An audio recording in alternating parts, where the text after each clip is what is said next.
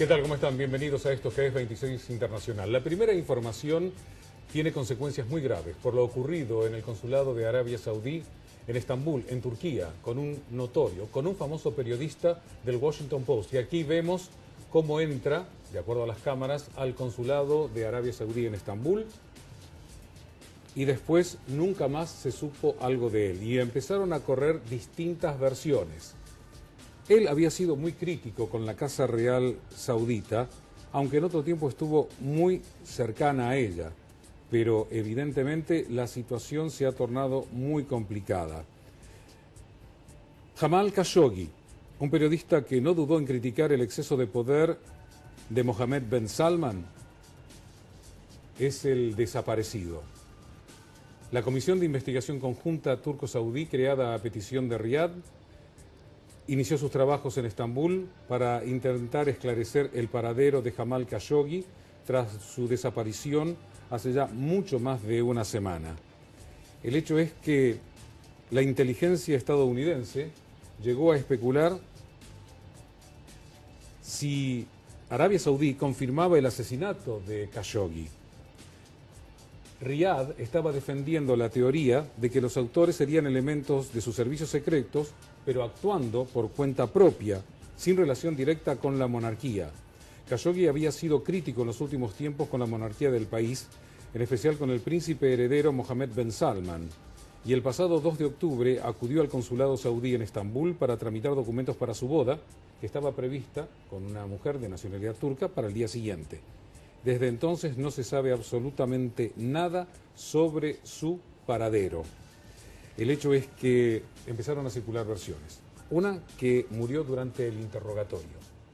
La otra es que en realidad fue sepultado en las instalaciones del consulado saudí. La otra es que no sobrevivió al interrogatorio y fue descuartizado y sacado en valijas. El hecho es que cuando las autoridades turcas comenzaron a hacer las investigaciones, el cónsul de Arabia Saudí dejó el país. Se estaba hablando de dar sanciones. De hecho, se estaba por llevar a cabo lo que se denomina el Davos del desierto. Una reunión muy importante, sobre todo por la importancia que tiene Arabia Saudí, sobre todo para los Estados Unidos y su posición en una zona bastante conflictiva, como es la del cercano Oriente. De hecho, las cadenas principales de televisión y diarios decidieron que no iban a enviar sus corresponsales. Y además, la situación se torna muy complicada. Primero, por el hecho de la libertad de expresión. La segunda, porque es un tema geopolítico. Donald Trump dijo, bueno, en realidad no estamos pensando en llevar a cabo ningún tipo de sanciones.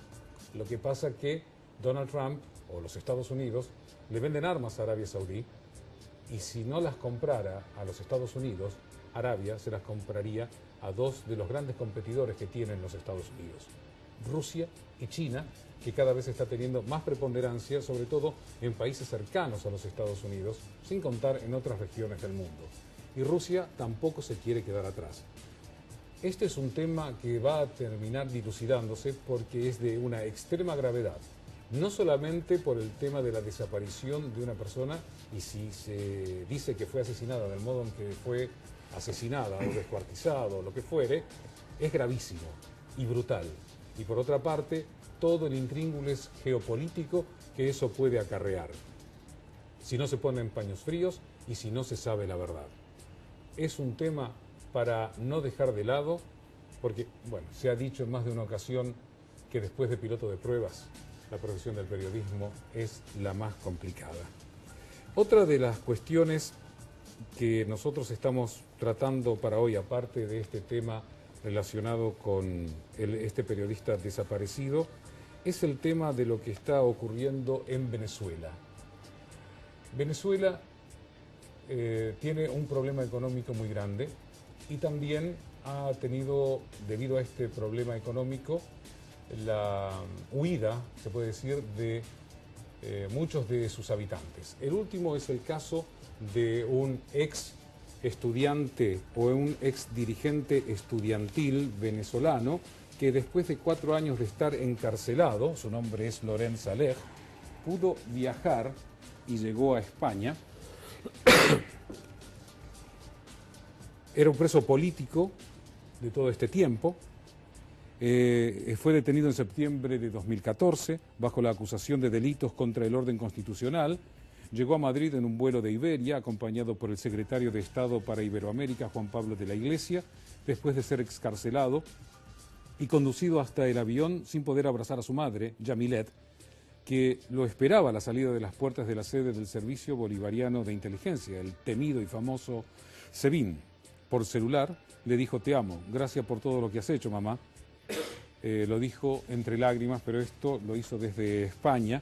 Este ex dirigente estudiantil fue galardonado con el Premio Sájarov de la Libertad de Conciencia 2017 por el Parlamento Europeo y llamó a la unidad de los venezolanos para lograr el rescate de la democracia y la libertad en su país. En Venezuela no hay libertad y no hay descanso para la lucha.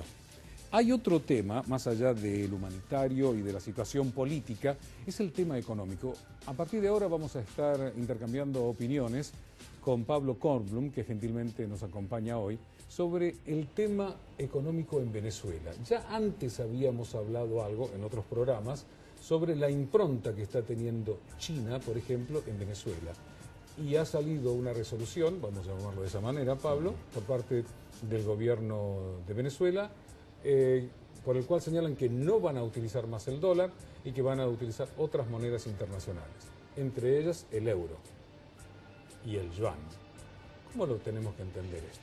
Bueno, yo creo que la situación acá es bastante clara, digamos. En programas anteriores hemos hablado de, luego de la gran crisis que se ve hoy en día en términos económicos en Venezuela, que se viene acarreando, sobre todo con el tema de la inflación, que no ha cedido a pesar del cambio de moneda, y la falta de liquidez que tiene el aparato productivo. Lo que ha hecho Maduro es ir a China a pedir ayuda como sea, y entregar cuerpo y alma, dicho, sí, lo que no tiene. Y mágicamente han aparecido 2.000 millones de euros, no dólares, pero sí euros y otras monedas como el yuan también, para distribuir a través del DICOM, que es el órgano que se encarga de distribuir las divisas extranjeras, sobre todo para las empresas venezolanas, las pocas que quedan del sector privado. Dicen que han pasado en la última década de haber 12.000 empresas privadas a cerca de 2.300 que trabajan encima un cuarto de la capacidad instalada, eso es aparte, para ver si pueden de alguna manera alimentar el aparato productivo. El viceministro de Economía de Venezuela dijo que eran recursos endógenos, recursos propios que habían aparecido mágicamente por la venta de petróleo de los últimos días, pero yo creo fehacientemente que en realidad lo que ha sido es la primera mano que le da China a Venezuela para que pueda reactivar de algún modo el sector privado, que lo primero que tiene que hacer es utilizar esos insumos extranjeros que no tiene para dinamizar el aparato productivo industrial, y también puso a disposición 20 millones de petros, que son algo así como 1.200 millones de dólares, para el sector agrícola venezolano. Entonces digo, estos primeros atisbos de querer reactivar la economía creo que tienen que ver con la ayuda a China. Cuando hablas de empresas privadas, ¿estás hablando de empresas chinas radicadas en Venezuela o no, u otro tipo de empresas? Estoy hablando, para empezar, de las empresas venezolanas privadas, las que quedan en China. Ahora bien, más allá de esto es un anuncio que se dio en estos días. Más allá de esto, creo que podemos esperar el avance ahora sí masivo de empresas chinas con capital chino, obviamente capital físico y financiero, pero también con personas, ¿no? Capital humano para trabajar en Venezuela, tanto en la franja del Orinoco como en otras áreas de recursos estratégicos que China considera elemental, por lo menos en una primera etapa. Es decir, que lo que van a tomar es, por ejemplo, PDVSA. Para empezar, sí, como no, PDVSA y lo que puedan, lo que a ellos les interesa. Venezuela no tiene capacidad de negociación, Venezuela está entregada, y China, como lo intenta hacer en todas partes del mundo, a veces lo dejan más, a veces menos, va a avanzar sobre los recursos venezolanos. Y acá hay un dato importante, y lo volvemos a otras veces. Más allá del billete, la moneda, la divisa, el bono que tenga China, que a China le sobra, le interesa el recurso físico, el recurso natural, el recurso estratégico, para ellos mismos dinamizar su economía, que es lo que ellos ven en el largo plazo, la economía real. Los insumos que necesitan para darle de comer a sus 1.200 millones de habitantes, lo que necesitan para mover su aparato productivo. Y ahí creo que está la clave. Venezuela le vendía desde la época de Chávez, le vendía petróleo religiosamente a los Estados Unidos, que Estados Unidos religiosamente pagaba. Pagaba. Si China va a tener PDVSA, esto parece una ecuación matemática, ¿no? Despeje X. Si China va a tener PDVSA, le va a vender China petróleo a los Estados Unidos. Seguramente. Religiosamente. Seguramente lo decirá, estamos nosotros y ahora vamos a venderte nosotros el petróleo religiosamente. Es muy interesante porque siempre vale la pena aclarar, más allá del bloqueo financiero norteamericano a Venezuela, Venezuela religiosamente, digamos, ha sido un pagador serial de las deudas que ha tenido. Por eso estaba, digamos, con pocas reservas y en clara situación de default permanente. Políticamente, Maduro, ¿cómo quedaría? Políticamente esto es un aire para Maduro, el aire, digamos, que le da poder sostener, digamos, poder decir, señores, acá vieron que yo ahora, digamos, he logrado cierta mínima estabilidad, tengo apoyo internacional, tengo dinero, divisas para sanear un poco, para empezar a hacer la economía, pero la realidad es que con el barco tan hundido es muy difícil sacarlo a flote y ya vemos, y esto también es una cuestión que es bastante grave, me parece, el tema de la inflación en dólares, ¿no? Que se ve porque ya... Es creíble lo del Fondo Monetario Internacional, 10.000 millones % de inflación. A mí me parece como Sí, mucho. sí, digamos, porque el Fondo Monetario también lleva agua para su molino. También ayuda y, digamos, o no ayuda si se quiere en no estos casos. ayuda. Ayuda cuando quiere apoyar a algún país y no ayuda. Más allá de eso, digamos, el cambio, aunque le hayan sacado todos los ceros que queda a la moneda, la situación inflacionaria es grave. No sé si será 1.000, 100.000 o 1.000.000, digamos, no porque depende cómo es, pero es insostenible porque el salario mínimo de 40, 50 dólares no alcanza para pagar la canasta básica que está en 200 dólares. Entonces, todos los pruritos o los cambios técnicos o los discursos de los grandes organismos internacionales quedan en la nada cuando hablamos de la microeconomía, de la economía de la gente, que realmente no está llegando a fin de mes. El hecho que China se vaya haciendo fuerte en algunos países americanos, como lo está haciendo en África también, lo cual demuestra una gran capacidad para moverse y para hacer negocios y establecer también, es decir, sus reales en cada territorio donde van, al tiempo que se fortalecen militarmente, porque creo que todo tiene que ver con todo, ¿no es así? No me equivoco, ¿no? No. Mayor poder militar, mayor poder de negociación. ¿No le trae algunos problemas a los Estados Unidos en su área de influencia y no nos traería problemas también al resto de los países americanos? Por supuesto. Este es un juego geopolítico y geoeconómico y cada avance de China es prestado por atención seguramente por Estados Unidos, aunque no salga la tapa de los diarios. Ellos están atentos a todo este juego y están jugando también, y sobre todo en la era Trump. Es más, si uno se pone a ver, digamos, esta lógica, digamos, si se quiere, de foco en Oriente Medio en la época de Bush hijo, y estos consensos internacionales que buscaba Obama para no pelearse, si se quiere, con el mundo, han quedado fuera de foco, fuera de plano, y estamos en un mundo agresivo con un Trump, como lo hablamos en otro programa, con esa lógica binaria. Cuando quiso consensuar y quiso hacer política en la primera etapa de su gestión no le fue, entonces dijo, voy a manejarme como un empresario con lo que me ha dado resultado toda la vida. ¿Qué es eso? O estás conmigo o estás sinmigo. Y así vamos a negociar, y yo soy el que tiene el poder político, el poder militar y el poder económico a nivel internacional. Hablando del Trump, de política binaria, ¿Bolsonaro vos lo ves haciendo política binaria? Porque está picando en punta de una manera... Para mí hay un cambio de paradigma. En alguna ocasión he dicho que Bolsonaro no es la enfermedad, sino un síntoma del fracaso de algunas instituciones democráticas que no saben escuchar. Yo creo que no... Yo soy partidario de la democracia directa. Es decir, yo soy partidario de los plebiscitos. Los temas importantes no los puede votar un parlamento. Los tiene que votar el ciudadano. Los temas calientes, calientes. ¿Esas pueden ser las razones por las cuales Bolsonaro puede picar en punta? Le lleva 18 puntos a dar. Yo creo que la razón, digamos, por la cual vemos un Bolsonaro y vemos otros gobernantes de la misma tinta a nivel internacional tiene que ver con la falta de respuesta que ha dado el sistema, digamos, de centro-izquierda, centro-derecha, que ha gobernado el mundo en los últimos 70 años, si se quiere. Cuando la gente no encuentra respuestas, tanto de gobiernos más progresistas como gobiernos más conservadores, en términos de que los estados se encuentran más constreñidos, los mercados no dan respuesta, hay mercados que viven permanentemente en recesión.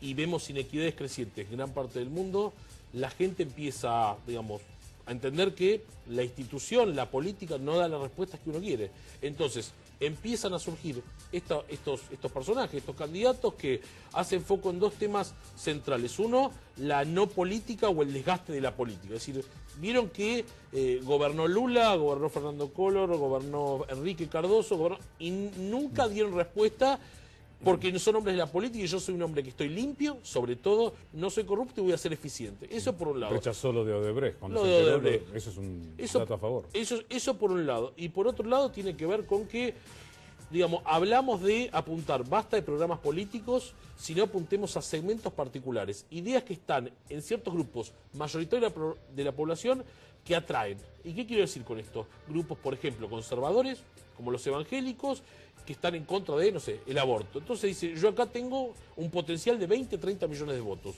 A eso voy a ir. Pero fíjate lo que pasó ahora en Alemania, en Baviera. Dentro de 15 días o dentro de unos días va a hacer lo mismo en Hesse, los distintos Länder. Le dieron un varapalo a la señora Merkel y algunos están diciendo, señora Merkel, váyase, ¿no? Decía, Auf Wiedersehen, Frau Merkel. Fíjate, electores libres en Alemania. Si bien no ganó Alternativa para Alemania, sí entró en el Bundestag y en el gobierno de Baviera. Puede pasar lo mismo en Hesse.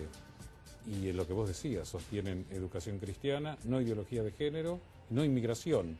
Y algo más te digo, y esto tiene que ver con que apuntan a una lógica localista, digamos. Es un gobierno local, por eso hablamos de las problemáticas locales, pero te quiero decir algo de Merkel, mirá qué interesante. Baviera, digamos, es uno de los land más famosos por el gran nivel de productividad, la calidad de vida y demás. Exacto, exacto. Y sin embargo, digamos, el partido oficialista pierde escaños. Y muy fuerte. Muy fuerte, con una política, digamos, antimigratoria, digamos, fuerte, una política fiscal dura, si se quiere, rígida, pero con gran capacidad productiva y sin embargo, a pesar del bienestar general, pierde escaños ante, por ejemplo, los verdes, que también con una lógica, si se quiere, más de país desarrollado, de, bueno, economía más verde. A los verdes les fue muy bien. Bueno, por eso les fue muy bien. Ganaron, sí. Después están esta gente que se dedica a las problemáticas locales. Están con un 10%, que no es nada despreciable, la ultraderecha, digamos, y eso también es algo para tener en cuenta. Digo, tiene que ver un poco con esto de dejar los grandes partidos, las grandes ideas, e ir a focos, cuestiones puntuales que le quitan a, digamos, a la socialdemocracia, que ha hecho una elección desastrosa.